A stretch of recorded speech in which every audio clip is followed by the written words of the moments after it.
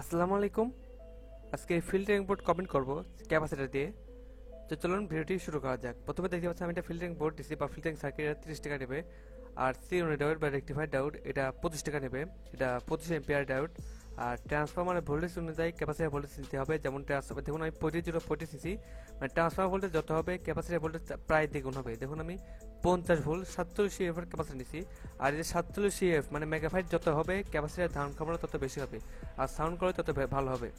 দেখুন এটাও 50 volt 4700 UF এর ক্যাপাসিটর, এটা মোটা। দেখুন তবে কম আছে, মানে 4000 এর কম, একটু কম আছে, 47 ইউএফ নাই। আর এটা তো ভাই ডুপ্লিকেট, এটা তো মানে 3000 বা 3200, এটা ডুপ্লিকেট। এটা মানে ভালো দেখে কিনবেন, ক্যাপাসিটর মাপার জন্য একটা মিটার পাওয়া যায়, মানে ভালোটা দেখে কিনবেন। এটা আমি ব্যবহার ইউজ করবো না, এটা মোটামুটি আছে, তবে 47 ইউএফ নাই। আর এই দেখুন ছোট ক্যাপাসিটর, ছোট মরিচের ঝাল বেশি, এটা এখনো প্রমাণ। দেখুন 50 ভোল্ট 47 এফ, এটা ছোট হলেও কিন্তু মানে মান ভালো, মানে 47 এফ না থাকলেও 45-46 আছে, মানে ভালো কোয়ালিটির। আর নিচেগঞ্জ কোম্পানি, এটা আমাদের বাপ দাদার আমল থেকে মানে খুব ভালো। আর ফিল্টারিং বোর্ডে যে সাদা দাগ দেওয়া, সাদা দাগ দেওয়া, এখানে ক্যাপাসিটর নেগেটিভ যাবে দেখুন, আর এখানে পজিটিভ যাবে। এই দেখুন ক্যাপাসিটর নেগেটিভ আর এটা পজিটিভ। দেখুন এখানে যে সি ইউনিট লাভ, এইখানে একটু কাজ করে নিতে হবে। দেখুন এই দুটা একসাথে আছে, এই দেখুন, মানে এখানে দেখা যাচ্ছে এখানে একসাথে আছে। এই যে এইটা, এটা আমাকে মানে আলাদা করে দিতে হবে, এটা ডিটাচ করে দিতে হবে। দেখুন আমি এটা দিয়ে কেটে নেবো, মানে এই যে এইটুক, মানে এই লাইনটুক আমি কেটে নেব।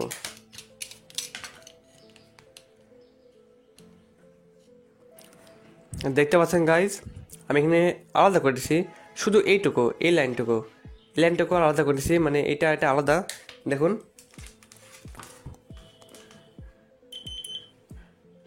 এই দেখুন সম্পূর্ণ আলাদা হয়ে গেছে।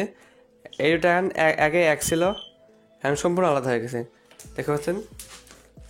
এখন ক্যাপাসিটার বসে নেব। দেখুন 5টা নেগেটিভ যাবে। দেখুন ক্যাপাসিটার নেগেটিভ লাগিয়ে নিচ্ছি, এরকম 4টা লাগিয়ে নেব। দেখুন 4টা লাগিয়ে নিচ্ছি, এখানে আমি 4টা সোল্ডারিং করে দেবো। দেখুন সোল্ডার করে নিলাম। এখন যে ক্যাপাসিটার নক আছে, এটা আমি নেল কাটার দিয়ে মানে করে নিচ্ছি, কেটে নিচ্ছি। এখন আমি ডাইরেক্ট দেওয়াবো। দেখুন আবার বলছি এটা ডিটাচ করতে হবে, এটা ডাইরেক্ট কানেকশন দেওয়া, কিন্তু আমি ডাইরেক্ট কানেকশন দেওয়া নেই, তাই আমাদের বানিয়ে নিতে হবে, এটা অবশ্যই ডিটাচ করতে হবে। এখন এই দেখুন এটা ক্যাপাসিটর নেগেটিভ আর ক্যাপাসিটর পজিটিভ। এই দেখুন ক্যাপাসিটর পজিটিভ, এই পাঁচটা পজিটিভ, এটা নেগেটিভ, তার মানে এখানে নেগেটিভ যাবে, এখানে পজিটিভ যাবে। দেখুন সেম ইন্টারভিউ, এখানে এই পাঁচটা নেগেটিভ, এই দেখুন, আর এই পাঁচটা পজিটিভ। তাই আমরা এভাবে না উল্টায় এভাবে করে লাগিয়ে নেব। আর যে এই পাশে দিই, এটা নেগেটিভ যাবে, তার মানে এটা নেগেটিভ, আর এটা পজিটিভ, এটা পজিটিভ। সেম ইন্টারভিউ এই পাঁচটা নেগেটিভ আর পজিটিভ লাগিয়ে নিচ্ছে এইভাবে। আর যে মধ্যে যা দুটো আছে, এটা এসি লাইন যাবে। দেখুন এখানে আমরা এসি দেবো না, আমরা একটু মুড়াই নেব। দেখুন আমরা মুড়াই নিছি। এখন বসে নিচ্ছি আমি, এখানে আমি এটাকে সুন্দরভাবে সোল্ডার করে নিলাম, দেখতে পারলেন সোল্ডার করে নিচ্ছি। এখন এই দুটা সামনের এই দুই অংশে যাবে।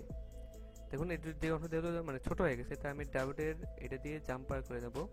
দেখুন আমি এটা সোল্ডার করে দেবো।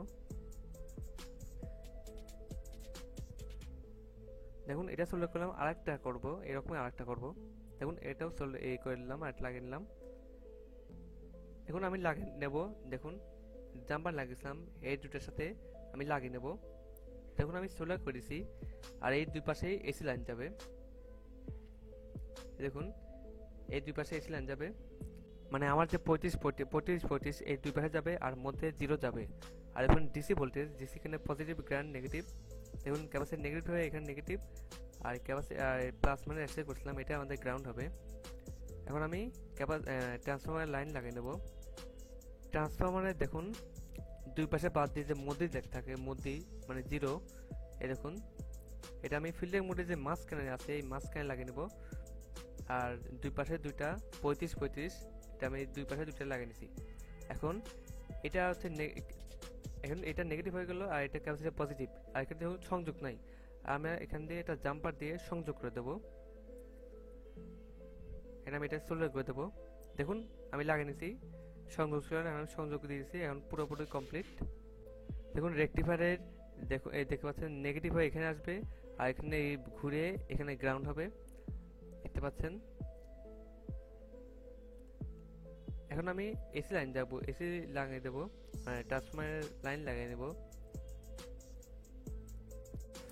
সো গাইজ দেখতে পাচ্ছেন আমরা এখানে অন্য ট্রান্সফরমার লাগিয়ে দিছি। দেখুন আমরা এটা যে লাগাইছিলাম, কিন্তু দেখুন এটা 35 0 35, কিন্তু আমরা এখানে রেকটিফাই করে পারলাম 45 0 45।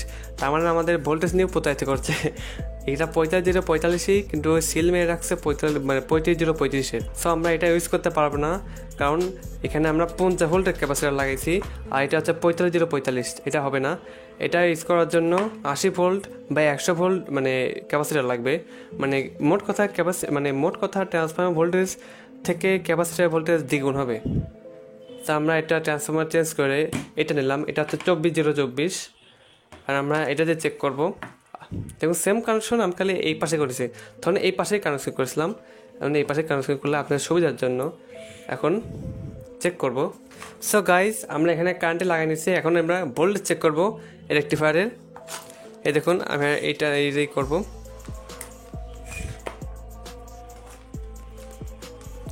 এই পাশটা পজিটিভ, এটা গ্রাউন্ড, এটা নেগেটিভ। আমরা এক সাইড চেক করব, দেখি এক সাইডে এই দেখুন 35। আবার এখানে চেক করি, দেখুন 35 আর দুইটা মিলে 70 ভোল্ট। সো আমি একটা 77 মোটর চালাবো এটা দিয়ে। এই দেখুন এটা মানে হচ্ছে পজিটিভ, এটা গ্রাউন্ড, এটা নেগেটিভ। দেখুন এই দেখুন আর এখন 70 দিয়ে দেখি।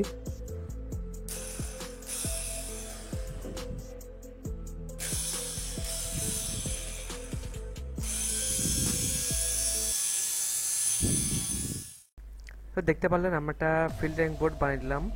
এটা দিয়ে আমি 4 ট্রানজিস্টর এমপ্লিফায়ার বানাবো। সো ওটা দেখার জন্য অবশ্যই চ্যানেলটি সাবস্ক্রাইব করে রাখুন, আর ভিডিওটি কেমন লাগলো অবশ্যই কমেন্ট করে জানাবেন। এইটা ফিল্টারিং বোর্ড দিয়ে আমি 4 ট্রানজিস্টর এমপ্লিফায়ার বানাবো। ওটা দেখার জন্য অবশ্যই চ্যানেলটি সাবস্ক্রাইব করে রাখবেন। আজকের মতো এখানেই বিদায় নিচ্ছি। আল্লাহ হাফেজ।